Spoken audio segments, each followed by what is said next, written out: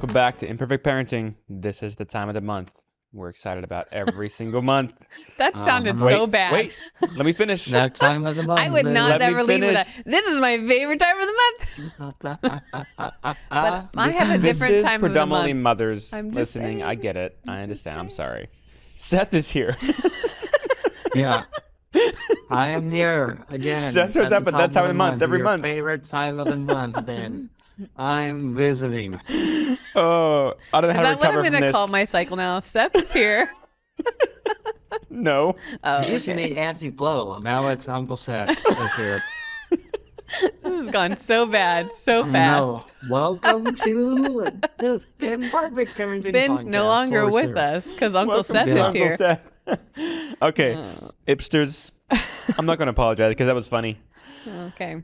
This is kind of my So life. when you see Uncle Seth on my calendar, just know what's happening. That's what's going to happen from this here day on forward out. when I see Seth. Gross. Let's move on to the meme, please. Let's go to the meme. Okay, I thank don't you. want to be associated with that whatsoever. You said it. Meme. All right, here's the meme. It has nothing to do with this topic that we're talking about currently. Seth, it's good to have you. We love it. That's all I'm trying to say. I know, Brittney same took it here, too far, same here. as I'm always. sorry. happy to be I'm here. the only woman right here on this in this moment, and Ladies, hopefully you have a laugh out of that. Oh. Had a laugh out Yeah. of that, and not something my else. ipsters are all they're with me. All right, good. Go We're ahead, okay. Jess. Here's the meme. This one made me laugh also. Yes. Me too. Parents have experienced this. It's this looks like one of those strongman type guys. Like Huge. he went and found a rock in the garden that was really big, a boulder, and he's picking it up. And his title on the meme, it says, "My kid." The rock says all his worldly possessions. And then to the side, there's a man watching him. It says, "Me waiting in the car." So my kid is taking forever because they're getting everything they own before we leave for the grocery store or anything. It's like, why did you Sounds bring like all my that stuff? Yeah. Oh, it's funny. I remember Lainey would get on her princess shoes and her princess outfit and then a princess purse and shove a diaper in there. She doesn't have diapers, but she would shove a diaper in there, like Addie's diaper in there. She would shove a tape dispenser in there. She would shove You never know. her crackers in there. Yeah. She would shove a whistle, which I asked me how I found that out one time. It was all of a sudden she just lets out this crazy whistle. it's a sound great in point the at grocery church. store. Oh, yeah. Church. But it's like every kid's trying to be MacGyver. What can I pack into the car for this 3-minute road trip? Well, if we go on a road trip with Lincoln, meaning like we're driving an hour, that's a road trip for Lincoln. Yeah. He will get a backpack, and the amount of stuff he puts in the backpack that he never touches again until we get home, is profound. That's amazing. I mean, I he's love even it. put empty Prime bottles in there. Yeah. Like, what are you going to do with that? What are we going to do with an empty Prime bottle, buddy? He's like, in case he has to go pee. Okay. Oh, smart. He's Gross. thinking ahead. That's gross, she said. It is It's an gross. hour drive, you know? You never know in an You hour never drive. know. You never know. Oh, my goodness. All right, Brittney. So what are we talking about today? Take us out of Today- wherever we are right now. We're talking about. I think it goes along with the picture of the kid lifting up the giant rock. It does. The man It does. lifting up the giant rock is allowing our children to practice being powerful Yes. and the importance of empowering them with choices. Yeah. One of the Choices. tools that we use a lot. I love choices. I'm a little obsessed with choices, and not just in parenting. No. Uh-huh. Maybe it came from my upbringing and my parents giving me choices. I don't know, but maybe because I'm a control freak, so I like to know my options. I'm not really sure what it is, but I just love being able to have choices. I love being able to give choices. I love when I'm, like the kids, empowering them to have choices. I'm obsessed with choices. Well, I agree. think it's really freedom practice. And we talk about this often when this topic comes up, but it's very much freedom practice is I'm not free without a choice. And I think there's this idea that often we think once I can do whatever I want, That's what freedom is. No, freedom is actually within the boundaries of really good choices. When we talk about choices, we say you want to give your child two choices, and both those choices make you deliriously happy. It's not two choices that one's okay and one's like, well, you could die, but let's see what you pick. Best of No, luck. that's not great choices. Yeah. It's two choices that both lead to prosperity, that both lead to your wellness and your safety. But you feel powerful in the mix. You feel like you get to be free around me. Which if I make all the choices for you, no one likes that, including me. And Ben, I think what you just said there, giving choices that make you deliriously happy, is something a lot of people have missed. So, not a lot, but some. And so they've given choices incorrectly. They've given choices that will cause more damage than they're wanting or will make them miserable. And so, not that long ago, one of my friends, she saw a post and she asked me, she's just like, Seth, what do you say to this? Because it was a person who had seen a mom given choices that was different than what we teach on giving choices. She was giving choices that were kind of like, one thing I say as well as deliriously happy is like, it's not like whether we're not giving choices like if we're going to go to school or not, or if we're going to go to bed or not. It's how we're going to get to bed, because however we get to bed, I'm going to be happy because you go to bed. However we get to school, to the car, I'm going to be happy. So I'm giving you choices how to get to the car, not if you're going to go to the car. How you're going to brush. Are you going to brush your teeth first or put on your pajamas first? How we're going to move towards bed as long as we're moving towards bed. She'd seen people practicing probably things that are like, do you want to go to bed or not? And they're like, oh man. So this lady was asking, she said, if we teach empowerment without teaching submission to authority, aren't we creating entitlement? And I said, well, that's true only if you're giving choices wrong. If you're giving choices like, do you want to go to bed or not? No, I don't want to go to bed. Okay, well, this kid very soon becomes entitled. We do whatever I want to do rather than, oh, I gave you choices that make me happy. And you choose one of those. So I said, if choices are given properly as they're taught, if choices are given that make you deliriously happy, then you're saying, here, I'm teaching you how to have freedom and submit to my authority at the exact same time. And the reason I think this is very, very important to get, very important, is right now we're at a time in society where I don't know if it's very smart for parents to try and teach submit to authority without any power at all. Because some teacher is going to get up there and tell your kid a bunch of nonsense, and if all they know is submit to authority, your kid is now you're in for a ride you didn't know existed. Or your kid is going to get on the screen, and if you've taught them submit to authority, no power, no choice, no options, submit to authority, and someone's on the screen and says you have to do this, or else, like, oh, we better submit. Like, oh my gosh, we're at a point in society where I don't care what screen they're on, I don't care what stage they're on, I don't care what platform they have, I don't care who they are at school. I want my child to have power. I want them to be respectful. I want them to be loving and kind. I also want them to be very powerful, and I don't want them submitting to just anyone's authority, because that's what they're supposed to do. I want them to go, hey, what are my options here? What are my options, teacher? What are my options, news person? What are my options, doctor? What are my options, friend? Oh, I want. I think we just better be aware. This is where parents react. They don't see people do this well. They see parents give choices that don't make you deliriously happy, and they go, what about submit to authority? Submit to authority. Submit to. So we react. We go all the way back, and now we have a whole bunch of kids. Yes, sir. Yes, sir. Yes, ma'am. Whatever you tell me, I'll do. Like, I think that's really scary right now in society, to have kids who who just say yes and have no power. And so that deliriously happy is really important. Otherwise, you will create entitled kids, or you will create kids who only submit to authority and have no power in their lives. And that may not be somewhere you want to take them.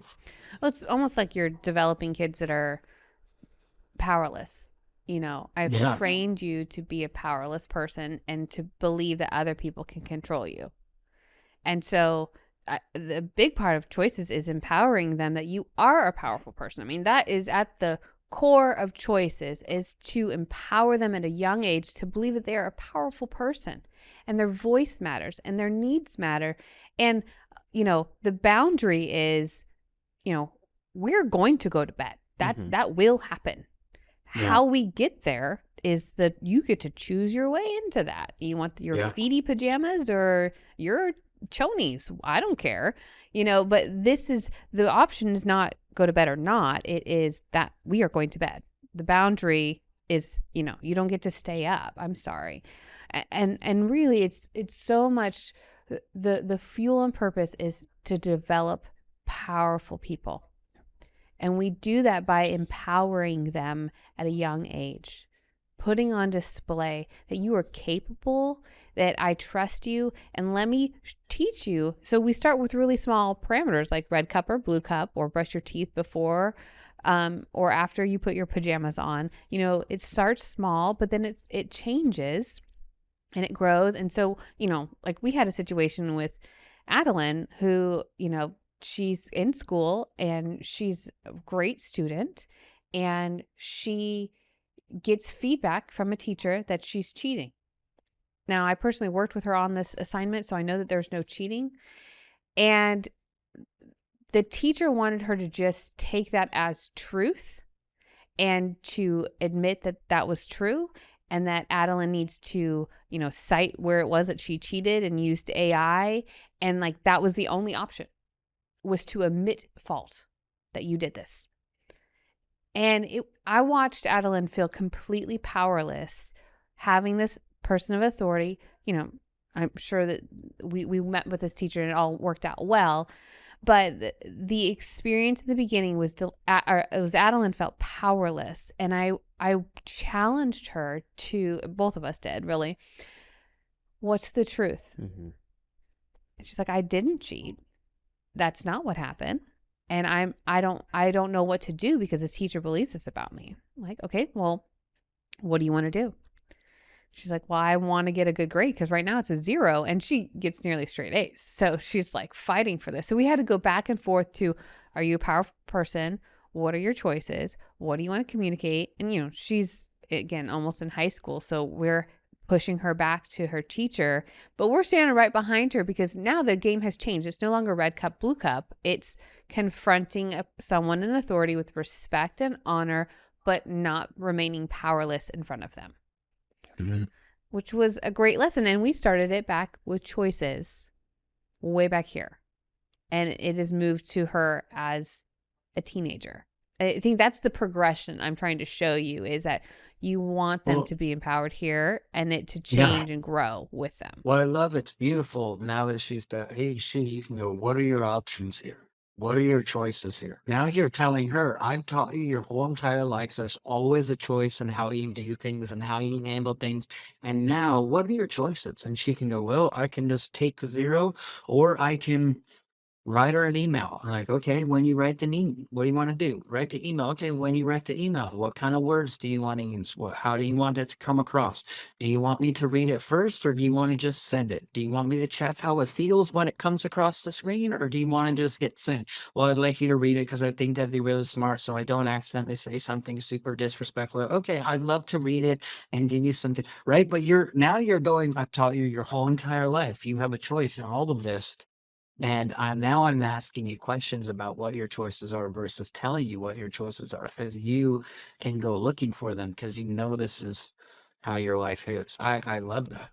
And I mean, this girl took it a step further. She didn't have email exchanges. She had face-to-face conversation, which is even more intimidating, I think. Yeah, totally. But she had the same approach in that, you know, what are the options? What do you need? And, you know, she's still learning and growing. And that was probably the first confrontation, if you will, with someone outside of her safest circle of adults. But it was also still really in a safe environment, and I'm grateful for the school we're at. Like like I said, it went really well. But I want her to always have that as she grows up. And it starts way back with giving choices. Yeah, and I think the choices when they're really young is what Seth's talking about. It's the bedtime. It's the blue cup, red cup. It's the snack that you want. It's these little things that it's practice. You're learning how to have freedom and what kind of snack you want today. Oh my goodness, can you imagine getting to choose your snack? That's amazing. But then as they grow, the choices really become about protecting relationship. What birthday party do you want to go to? Yeah, all those things. But really, it just starts to boil down to my choices really are about protecting my most important priorities. And when you boil that down, that becomes relationship. Is what choices I'm making that are protecting the things that are most important to me. So we have a babysitter come when our kids are 10 and under, and she just starts diving into her normal routine as a babysitter. And 20 minutes in, our kids go, "Can we have a choice?" Because they're just so accustomed to, I'm used to feeling powerful in this kind of exchange. Mm-hmm. And so it's weird to feel happened to and have zero power in this relationship. I remember the babysitter was my coworker at the time, and she called me laughing. She goes, "Clearly I don't have choices down," because I was putting Addie to bed, and right before we got to bedtime, she turned at me with her eyes full of tears and goes, "Can I just have a choice, please?" And it was just because our friend was like, "All right, we're going to read this book. We're going to get our jammies on. We're going to brush our teeth." And, we're going through the marching orders, which I think is very normal. But again, the empowerment is you also feel connected when you feel like you have a choice. You feel believed in. There's a different exchange that happens when I get to have say in my own life. I mean, as adults, can you imagine if we just had barking orders? I mean, we kind of all had that in 2020, realistically. Like we were all caged, but nobody liked it. Yeah. Because we feel powerless. And when you feel powerless, you feel scared. Yeah. So this is why we have to be able to empower our kids so that they get to rise and confront fear and anxiety of the unknown, which that's what the world's full of. So we want to prepare them as much as possible for what's coming for them. Introducing the Mindset Tapestry, a game-changing way to boost your child's confidence and positivity. It's self-affirming mirror talk for kids, blending the affirmation tags and caregiver cards. It's easy to use and full of love. It strengthens the bonds between caregivers and children. I love their mission to raise a future generation of children to be authentic, purposeful, and to have a foundation of mental wellness throughout their development of their life and into adulthood. You can get a 10% discount by going to themindsettapestry.co and using the code Brittney10. That's BRITTNEY10 at checkout. So go ahead and head on over to the Mindset Tapestry and get your 10% off today by using the code Brittney10. I think another thing that's important about choices is like a lot of times kids who've never been given choices, they've only been told what to do. All like, hey, brush your teeth, put on your pajamas, read your book. Like, I don't really care what order that is. I don't care what book it is. I just here's your choices, boom, right? But kids have been told all of that and never have the opportunity to make their own choices. When they get out there, they're not really good at it. Or before they get out there, there's something God put inside them called self-control, that you're supposed to control you and I'm not supposed to control you. And we've labeled it rebellion when it's actually God going, hey, your kid is begging for a little bit of self-control. And it might be when they're teenagers, and we go, oh, it's rebellion. It's rebellion. We got to lock down even more. We got to get cranked down even more on this thing rather than go, Oh no, I never taught you how to have any power in your life. And now you're at the age where that's all you care about. It's all you want. And God put it inside you. And I better get this really quick. Otherwise, I'm going to call you rebellious and I'm going to push you further and further away because all you want is a little bit of, you're the crying kid saying, can I just have a choice? But you're not crying right now. You're going, leave me alone. Get away from me. I'm going to do what I want to do. It's like, well, oh crap. We didn't ever give you options and teach you how to do this, and now you're just begging for a little bit of it in your life. We call that a harvest day. Mm-hmm. When you've got a Harvest date. rebellious teenager is really a reflection of the harvest The in which, seeds you've been planting. yeah, that Wow. you've sown. You are harvesting that right now, and it's sad and it's hard, but it's very true in that I never planted seeds of empowerment or shared control. I lived in the illusion that I could control you, and so now this child is fighting tooth and nail. I mean, they're backed into a corner and they're grasping at give me as much freedom as possible. And you are the obstacle to my freedom. And so it's really a reflection of a harvest that you probably didn't want. I That's just talked to great. some parents recently who have a teenager, and I think we're in a little bit of a harvest day, harvest season, and just having a hard time. Like we don't know how to lead this guy. We have 5 children, and this is the one that just I know what's going on. It's not working, and ouch, scared, just all the things. Mm-hmm. And we had a conversation, and really much of what we're talking about here. And he's looking for some power, and so are you. And he needs to know what the parameters are, and what you're needing from him, and making that clearer. And they emailed me back a week later and said, "I'm starting to see a shift. Mm. I'm starting to see a change because he's getting some power back."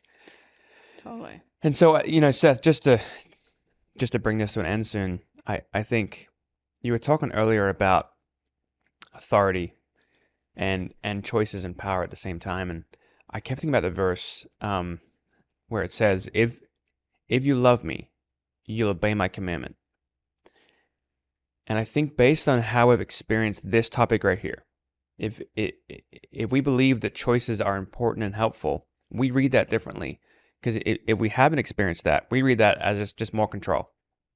Is I don't have a choice, I'm a victim, I'm powerless, and I have to do what I don't want to do. But if I actually read that from a place of, I am powerful, I do have a choice, and it's that place of connection and heart posture that changes this whole game. Yeah, one of the places in the Bible it says that, I think it's 1 John 5, it says, this is loving God, that you obey his commands, and his commands are not a burden. So like when we establish love, when there's connection, they will obey your commands, and they're not burdens. They're not like, where if there's no love established, anything I command you, anything I require of you, anything I say of you, it's going to be burdensome. It's going to be hard. And so with connection also comes, this is a light burden. We're partnering together. We're yoked together. It's like very much like Jesus, take my yoke upon you, take my partnership upon you. It's like, it's very much how we partner with our kids instead of control our kids. And it's very much in line with how Jesus is with us. It's like, hey, this is loving God, which you can't love him until he first loves you. This is how you recognize a person who actually knows that God loves them. They love him in return. They obey his commands, and they're not a burden at all. Yeah. Yep. I loved when we used choices in children's ministry because, these kids they come to you, I don't know, once in a while. Sometimes they're really consistent. Sometimes they're really inconsistent. And you have these kids that show up. And I think the choices actually communicates exactly what you're talking about is I value connection with you. I value a relationship with you. And I want to express that through love. And I give you choices. And so I loved being able to empower our team to do choices in children's ministry for this reason, because I feel like it was a great tool for there's a very low level of relationship that we have with these kids, but choices is such a non-threatening way to communicate love and value and empowerment when I have a little relationship. So, which we should go into questions because we haven't done questions with you yet. I know. Well, But we answered one last time. we kind of, the didn't question that ask we it. did have on the bottom was basically answered, so we didn't ask it. But This is a good one. okay, Ashley's going to read it for us. Okay, here we go. Ashley, coming in from outside. Why was she outside? I have a question. You talked about hassle time and how your kids have to pay you back. I want to start implementing this concept a bit. I was wondering if you have any recommendations on tasks or chores that are especially effective. Nice. Seth and I actually talked about this before, and him and I have a different approach to it, which I thought was great Beautiful. because it's just Choices. it's totally choices. It's just a different style. We love to give you variety on this show. But for us, how we've done hassle time is, it's the exchange of time. So if we were hassled for 10 minutes, 15 minutes or whatever, usually they would do one of our chores. Mm-hmm. It's very much not one of their chores that they normally have at the house because everyone contributes. So we don't mix in with their chores, but it's our chores. So like Adeline's done our laundry before. Yep. Lincoln has done like some of the blowing of the leaves and stuff outside, and kind of more of a job that you would do. Trash can. The trash cans. And so that's, Baseboards. Delaney's done the baseboards. Delaney's done the laundry. So we've done a trading of chores, age specific. The older they are, the more willing I am to give them a harder chore. But it's one of ours. Mm-hmm. So we trade them that. But Seth doesn't do chores. Mm. Yeah, well, not always. Brittney, let me ask you a question around this. This is good. So let's say your kid gives you 5 minutes of hassle time. Like they take 5 minutes of your time. Do you then go for, you have to do my laundry and it might take a half an hour, or do you only 5 minutes versus a chore? It depends on the age of the kid. Normally the littler ones I would do time for time. The older kids, it's really what I can accomplish in 5 minutes is probably very different than what they could accomplish in 5 minutes. So I could fold a load of laundry, one load, Yeah. 5 minutes. I can do that. I think even the little person, the little child who you give that 5 minute exchange to, what could take them 5 minutes is going to take them probably an hour. Sometimes. Yeah. Not always. But there's that child. We'll have that one child in the house that's just going to drag it out.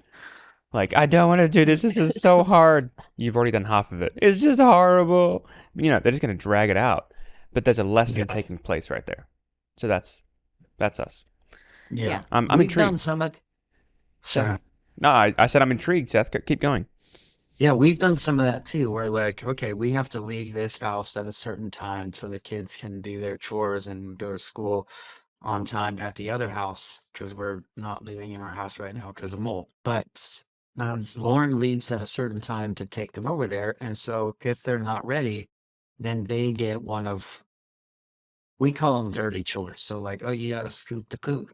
Oh, you gotta do a chore that's like extra dirty. So we do that, but also what we do is like, if my kids have 3 minutes of hassle time, I kind of am like, hey, you owe me 3 minutes, and you get to pay me back when it's something that would be a hassle for you. You took away my 3 minutes of being able to do that, and that was a hassle. So I often use it for like, what's the thing they really want to do that now they can miss for 3 minutes or 4 minutes or however long it is, that they'll feel it, that it will be a hassle for them to miss it. So I had to miss my thing. So right now, a lot of it has to do with like YouTube. My boys love to watch Mr. Beast. They love YouTube time. They have their channels they get to watch.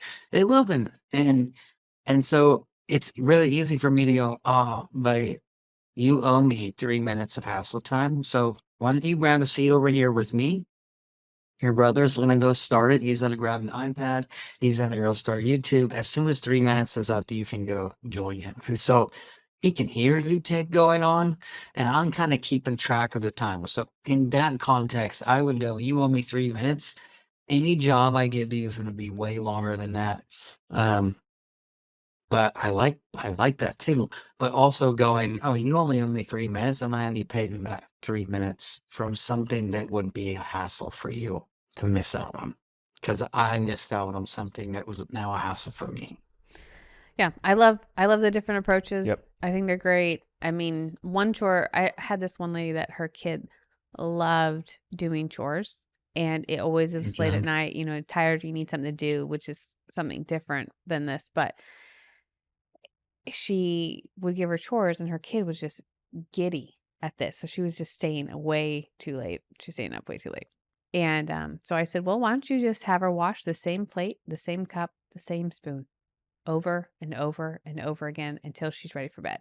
So she did that one night and had her kid washing the same things. So she had to put it in this soapy water, rinse it off, dry it off, put it back in the soapy water. I mean, it was just this. And so she said her daughter did that one time for 10 minutes.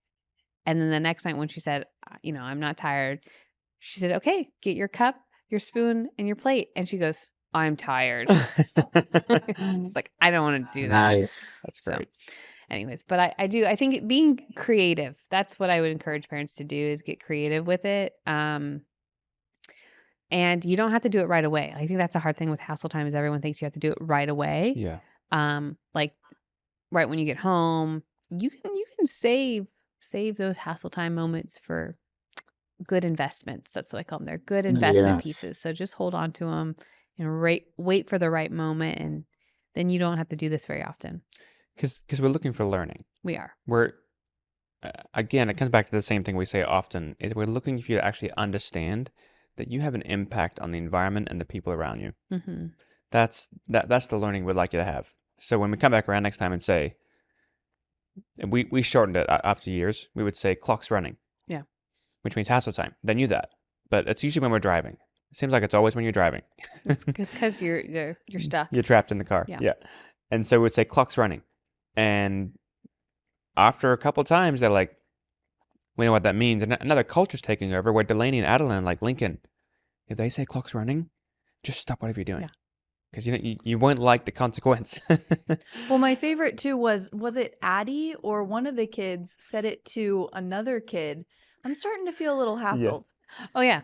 I mean, that's the beautiful part of when you create culture, is That's great. it starts to show up in the kids. And I think it probably was Adeline. Adeline would be the one to use it first. She was like, hey, if this works with the big people, it'll work with me. So Lincoln, you're hassling me. She still says it to him today. He doesn't necessarily always respond very kindly. He usually is, you're hassling me, since their teenage years, going back and forth a bit. But it's kind of funny. So good stuff. I think it's great. Parents, again, I think try choices. The biggest thing is that it should make you deliriously happy. That's what you're going for. And practice small so that when you get to the bigger stuff, you feel confident in giving your choices. Yep. All right. Well, Cool. we'll see you next time on Imperfect Parenting. I'll see you guys in a month.